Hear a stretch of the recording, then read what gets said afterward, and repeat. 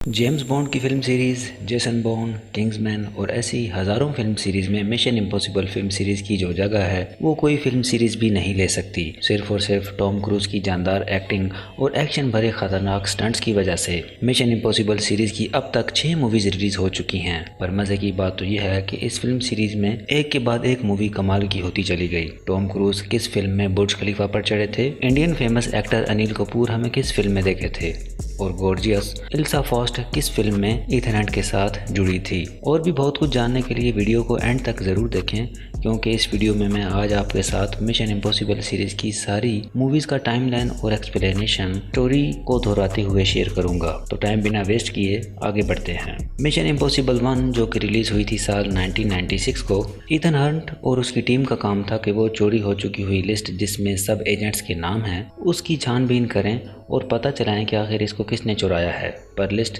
के बायर को पकड़ने के चक्कर में इथन की सारी टीम मारी जाती है और इथन को ही अपने साथियों को मारने का जिम्मेदार ठहराया जाता है। पर अपनी ही एजेंसी IMF के डायरेक्टर केट्रिज से मिलने के बाद इथन को पता चलता है कि वो जो लिस्ट चोरी हो चुकी है वो दरअसल नकली थी। ये एक झूठा मिशन था जिसमें IMF ये पता चलाना चाहती थी कि आखिर रियल लिस्ट को कौन सेल करना चाहता है, आखिर IMF में गद्दार कौन है। अब वो जो कोई भी गद्दार था वो मैक्स नाम के किसी बंदे को वो लिस्ट सेल कर देता है। इथन क्लेयर की मदद से मैक्स से कांटेक्ट करता है। क्लेयर जो कि इथन के बॉस की वाइफ है और ये नहीं मरी, पर जैसा कि हम जानते हैं कि इथन की सारी टीम मर गई थी। अब इथन मैक्स को कहता है कि वो उसे रियल लिस्ट ला कर देगा अगर वो उसके साथ एक मीटिंग करे। इथन और क्लेयर दो एजेंट्स जिनको पहले से ही निकाल दिया गया था IMF से, जिनके नाम है लूथर और फ्रांस, और अब इन दोनों की मदद से ही इथन CIA के हेडक्वार्टर से एजेंट्स की जो रियल लिस्ट है उसको चुरा लेता है। लिस्ट चुराने के बाद ये लोग लंदन जाते हैं, पर इनका इनकाउंटर होता है जिम से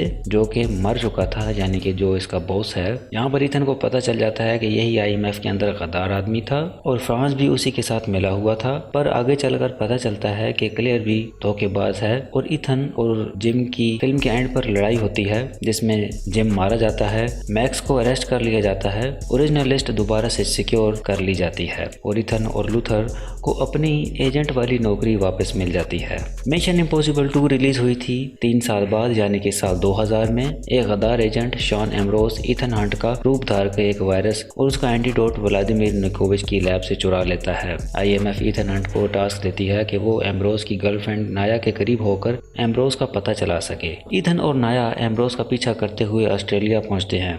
इथन को पता चलता है कि वायरस सिडनी के किसी लैब में मौजूद है। इथन प्लान बनाता है कि वो इस वायरस को डिस्ट्रॉय कर देगा, पर एम्ब्रोस इथन का ये प्लान जान जाता है जब वो इथन का नकाब लगाकर नाया से आकर मिलता है। लैब में वायरस निकालने के चक्कर में इथन फंस जाता है और नाया वो वायरस एम्ब्रोस के हवाले करने के बजाय अपने आप को ही इंजेक्ट कर लेती है। एम्ब्रोस अब उस वायरस के थ्रू सिडनी में महामारी फैलाकर उसी का क्योर सेल करके अब पैसा कमाना चाहता है। इथन एम्ब्रोस को तो ढूंढ लेता है, पर एम्ब्रोस के राइट हैंड स्टैम्पर के द्वारा पकड़ा जाता है। एम्ब्रोस इथन को गोलियों से उड़ा देता है और एम्ब्रोस स्टैम्पर को वायरस थमा देता है। एम्ब्रोस को बाद में पता चलता है कि उसने जिसको वायरस थमाया है वो दरअसल इथन था और इथन के नकाब के पीछे जो दरअसल आदमी था वही उसका राइट हैंड था। वेल एंड पर एक फैंटास्टिक बाइक चेस सीन के बाद एम्ब्रोस मारा जाता है और नाया को वैक्सीन लगा दी जाती है। अब बारी है मिशन इम्पॉसिबल 3 की, जो कि रिलीज हुई थी साल 2006 में। इथन जो कि अब IMF में एक इंस्ट्रक्टर है और उसकी अब गर्लफ्रेंड है जिससे वो शादी करने वाला है। जॉन मस्ग्रेव जो कि IMF में ही काम करता है,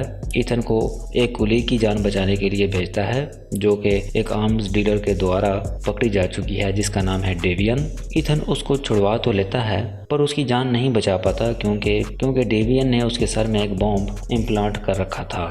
बेंजी जो कि एक टेक एक्सपर्ट है डेवियन को ट्रैक कर लेता है और पता लगा लेता है कि डेवियन दरअसल वेटिकन सिटी के अंदर है और वो किसी रैबिट फुट नामी ऑब्जेक्ट को ढूंढ रहा है। इथन अपनी गर्लफ्रेंड जूलिया से जल्दी शादी कर लेता है और IMF को इन्फॉर्म किए बगैर ही अपनी टीम को लेकर इटली चला जाता है।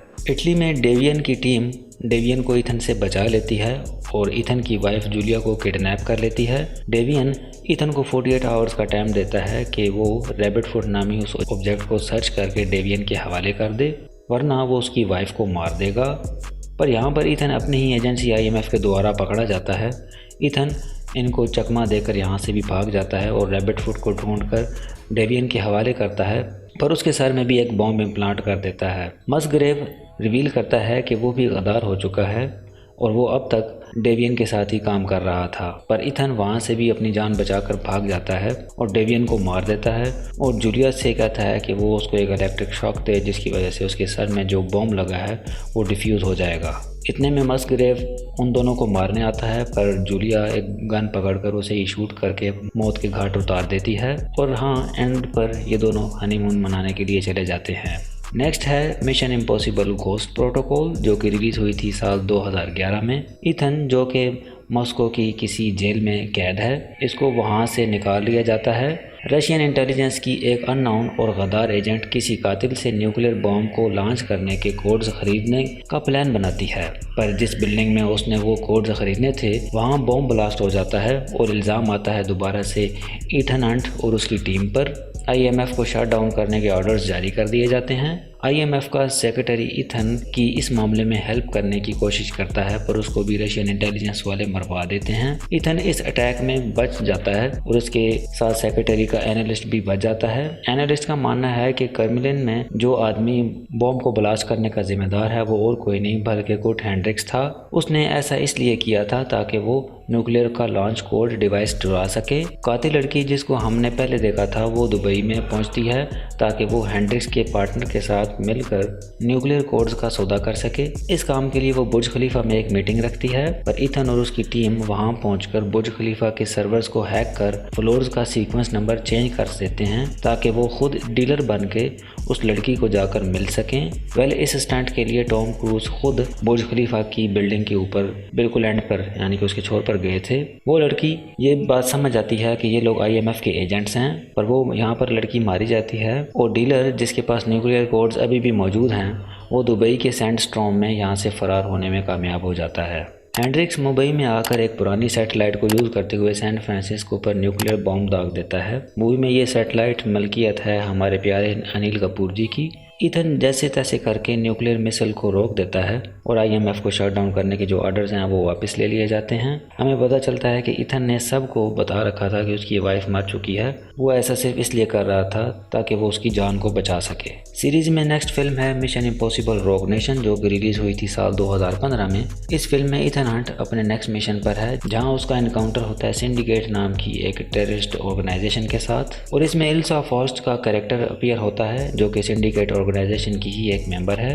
इथन सिंडिकेट के द्वारा पकड़ा जाता है और इथन को पकड़ने के पीछे सोलोमन लेन होता है। इथन को टॉर्चर किया जाता है सिर्फ और सिर्फ उससे IMF के बारे में इंफॉर्मेशन उगलवाने के लिए, पर वो इल्सा की मदद से यहाँ से भागने में कामयाब हो जाता है। सिंडिकेट ऑर्गेनाइजेशन का मेन गोल है पूरी दुनिया पर हुकूमत करना और बॉम्ब ब्लास्ट वगैरह करके दंगे और फसाद वगैरह फैलाना। इथन ऑस्ट्रेलियन चांसलर का मर्डर होने से बचाता है, पर वो बेचारा अपनी ही कार में बॉम्ब ब्लास्ट होने से बाद में मारा जाता है। इस बार फिर IMF वाले इथन को ही गद्दार समझते हैं। इथन और बेंजी कासाब्लांका में पहुंचते हैं और इल्सा के साथ मिलकर गवर्नमेंट की एक फाइल को चुराते हैं, जहां इथन के पीछे सिंडिकेट के कुछ गुंडे भी पड़ जाते हैं जिनको इथन मार देता है। पर इल्सा इथन की बाइक के सामने आ जाती है और उसको गिरा देती है और इथन को गिराने के बाद वो डाटा लेकर फरार हो जाती है। और उसी डाटा को बेंजी अपनी एक डिवाइस में कॉपी कर लेता है। इल्सा ये डाटा सिंडिकेट वालों के हवाले कर देती है। इल्सा दरअसल सिंडिकेट वालों से अपनी जान छुड़वाना चाहती है, पर सिंडिकेट में उसका बॉस एटली उसको फोर्स करता है कि वो अभी भी सिंडिकेट को नहीं छोड़ सकती और इतने में वो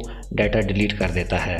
ये डाटा सिर्फ और सिर्फ ब्रिटिश प्राइम मिनिस्टर ही ओपन कर सकता है। इथन एटली का रूपधार सिंडिकेट की मौजूदगी ब्रिटिश प्राइम मिनिस्टर के सामने साबित कर देता है। इथन अपने डाटा वाली डिवाइस को डिस्ट्रॉय कर देता है, पर बेंजी को सोलोमन लेन किडनैप कर लेता है। इतने में बेंजी को बचाने के लिए इथन सोलोमन लेन को ट्रिक करता है और उसको कहता है कि उसने वो सारा का सारा डाटा जुबानी याद कर दिया है। इथन सोलोमन लेन को कुछ पैसों की ऑफर देता है ताकि वो बेंजी को छोड़ दे।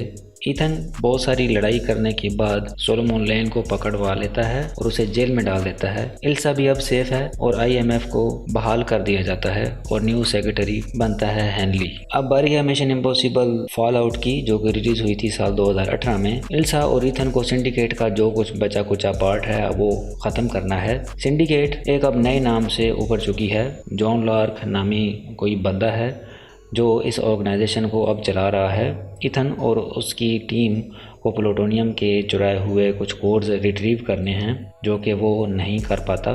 तो CIA की डायरेक्टर हेनरी कैविल के कैरेक्टर ऑगस्ट वॉकर को, जो कि एक एजेंट ही है, इथन के साथ काम पर लगा देती है ताकि वो इथन को असिस्ट भी करे और ओवरसीज भी करता रहे। एक आर्म्स डीलर अलाना इथन के लिए मुश्किल खड़ी करती है प्लूटोनियम को चुरा कर, ताकि वो एक डील कर सके। अब इस डील में इथन को सोलोमन लेन को बचाना होगा और MI6 यानी कि ब्रिटिश एजेंसी के हवाले करना होगा।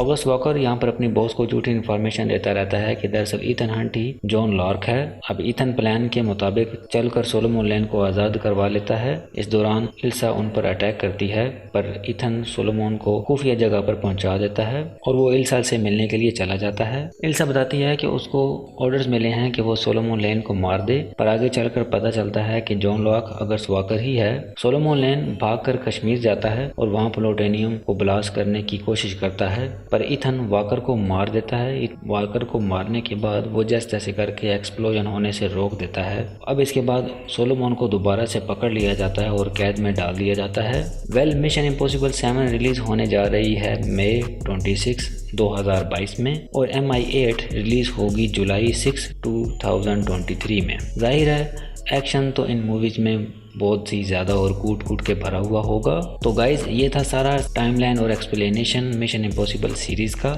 आई होप कि आपको ये वीडियो पसंद आई होगी। वीडियो यहाँ तक देखने के लिए थैंक्स। ये वीडियो पसंद आया हो तो लाइक और शेयर करें और ऐसी ही और ज़्यादा वीडियोज़ को देखने के लिए चैनल को सब्सक्राइब करके बेल आइकन प्रेस करना ना भूलें। तो मिलते हैं गाइज किसी और नेक्स्ट और इंटरेस्टिंग सी सीरीज़ के साथ। Till then bye.